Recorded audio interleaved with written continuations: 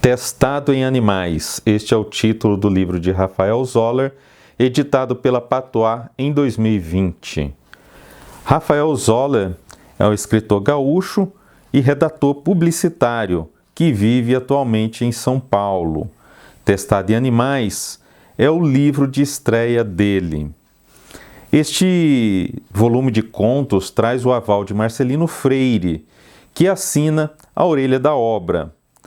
Para um escritor que está começando a carreira, como é o caso do Rafael, é fundamental este apoio de um outro escritor, no caso, veterano e bastante conhecido no meio literário.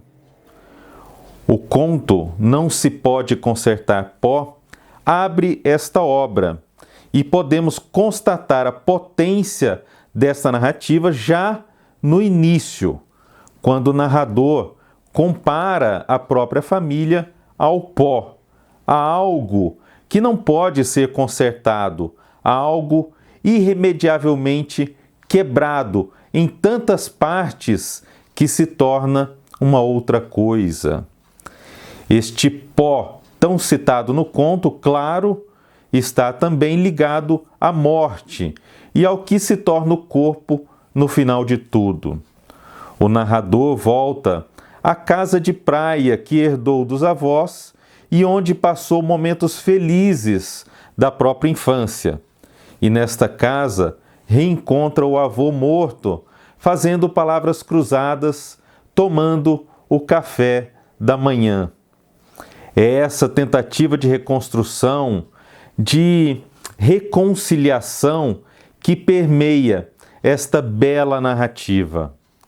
O segundo conto, intitulado O Schrödinger de Schrödinger, brinca sobre o famoso paradoxo do gato morto-vivo, reconfigurando este paradoxo, trazendo para uma realidade mais palpável, carregada de ironia e de crenças que estão alheias à ciência, mas que dela se aproveitam em algum grau. A forma como a trama é conduzida mostra um escritor que domina a escrita e sabe o que quer dizer e sabe como dizer. O conto, apesar da alta carga teórica, não cansa e o leitor pode acompanhar o drama de um personagem pronto a superar os próprios paradigmas. O terceiro conto, intitulado Não Existem Mais Telhados em Pyongyang, é talvez o mais irônico e o mais bem construído do livro. A ironia, aliás, é uma marca registrada do autor. O narrador nos conduz de maneira calma, imaginamos uma voz suave, um jeito sossegado, e é desta forma que somos pegos desprevenidos. Mal nos acostumamos a essa falsa calmaria e levamos uma rasteira. Em um mundo pós-apocalíptico, pai e filho comemoram o aniversário do filho. Eles irão jantar uma lata de atum. O pai concede ao filho neste dia o direito de fazer uma única pergunta. Qualquer pergunta, e ele a responderá. Os diálogos são muito bem construídos, são certeiros, são diálogos curtos, como requer esta trama, e a história é traçada de forma muito inteligente, por meio de memórias, como não poderia deixar de ser em um mundo destruído. Os demais contos seguem assim, de alguma forma trabalhando o tema dos animais. São ratos, são gatos, são cachorros, peixes, são seres humanos, todos atocaiados pela solidão, pela dor, por sofrimentos que são inevitáveis. A estes animais resta a espera, resta não se surpreenderem quando a dor chegar. porque ela chegará. São os ratos que importunam um novo morador de uma pequena cidade. É a tatuagem que teima em passear pelo corpo de uma mulher.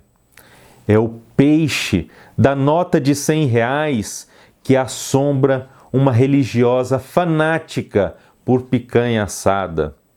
É o pudim oferecido ao encanador que desvenda uma solidão profunda. É uma menina grávida que pega caronas e caronas e sempre volta ao mesmo lugar, porque não sabe para onde ir. 19 contos compõem este volume e todos são curtos. Isso não quer dizer que estão incompletos ou que não são bem trabalhados. São do tamanho certo das histórias. E isso é um grande trunfo deste livro. Essa noção de que aquelas páginas são suficientes para a trama que se deseja narrar. Os personagens têm consciência disso e o leitor não se cansa e não sente falta de nada na história. Não há um tema que una todas as narrativas, mesmo que os animais permeiem os contos, mesmo que assombrem todos os personagens. Os 10 primeiros contos seguem uma alta qualidade, com uma linguagem poderosa, enxuta. Mas a partir do 11º conto, essa qualidade cai um pouco e ficamos com a impressão de que o autor quis aproveitar todos os textos de que dispunha, o que é compreensível, pois é a primeira obra de Raphael Zoller. Talvez ele pudesse cortar uns 4 ou 5 contos, deixando-os para depois, talvez para uma possível reescrita.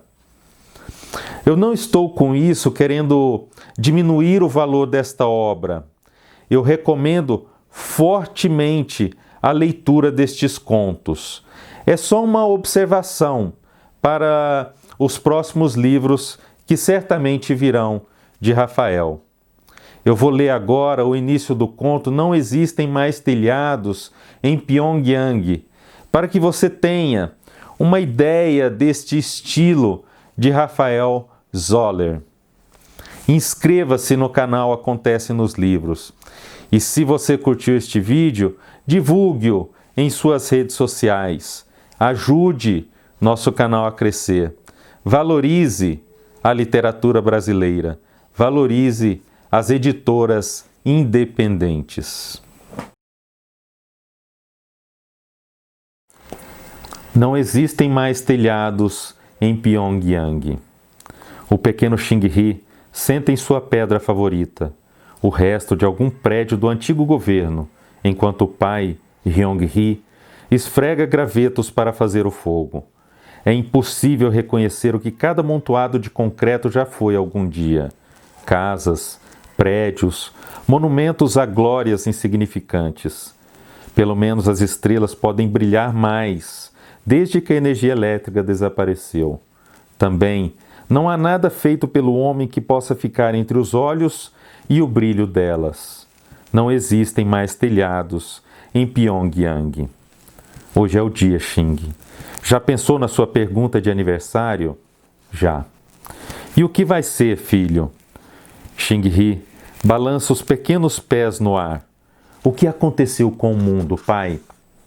Ryong-Hee assopra a pequena brasa formada pela fricção e adiciona um pouco de palha seca para fazer o fogo pegar.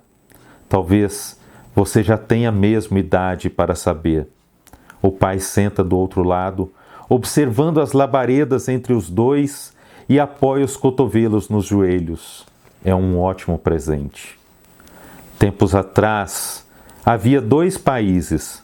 Quer dizer, havia mais países, muito mais países, mais de 100. mas apenas 2 são importantes para o que vou contar. Esses países eram os Estados Unidos da América e a Coreia do Norte.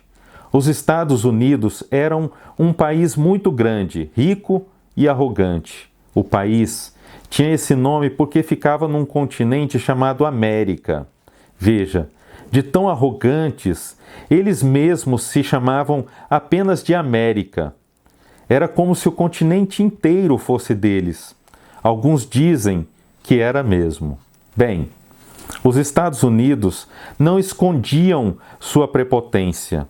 O outro país, a Coreia do Norte, era diferente. Muito diferente. Era pequena, porém orgulhosa e honesta.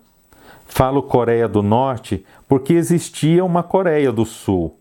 Esse país vai ser um pouco importante também.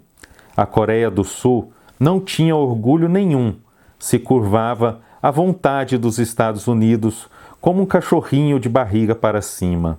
Por isso, a Coreia do Norte brigava com a Coreia do Sul, para brigar indiretamente com os Estados Unidos. O que vamos jantar? Xing-Hi interrompe o pai. Hoje é um dia especial. Separei uma lata de atum que encontrei semanas atrás. Está vencida, mas há pouco tempo. Gosto de atum. Continuando. A Coreia do Norte era melhor em tudo. Nos esportes, na ciência, na política. Veja só. Os Estados Unidos mudavam de governante o tempo todo. Já a Coreia do Norte mantinha uma linhagem nobre de governantes para evitar mudanças de ideologia. Ideologia é o jeito de pensar, são as coisas em que você acredita. Assim, a Coreia do Norte nunca trocava seu jeito de pensar, continuava sempre em frente, evoluindo. Nos Estados Unidos, todos eram diferentes. Cada pessoa podia escolher qualquer corte de cabelo, uma confusão. Como identificar um povo sem esse tipo de laço estético? Na Coreia do Norte, éramos todos um só, mas os americanos é como o povo dos Estados Unidos era chamado, mas os americanos tinham uma única vantagem, algo criado por eles e digno de causar inveja. O Big Mac. O Big Mac era uma comida composta por 2 hambúrgueres, alface, queijo, molho especial, cebola, picles, num pão com gergelim. Eu já expliquei o que é pão, filho? Já sim, uma comida macia que serve para segurar outras comidas sem sujar as mãos. Isso. Bom, gergelim é uma sementinha que se colocava em cima do pão e que não tinha gosto de nada. E por que coloca então? Não gaste sua pergunta. Desculpe. O governante da Coreia do Norte, nosso governante na época, adorava o Big Mac, que de fato era muito saboroso. Ele havia viajado o mundo todo antes de assumir o comando do país e em uma de suas viagens encontrou essa iguaria. Iguaria é como se chamavam comidas mais gostosas que as outras.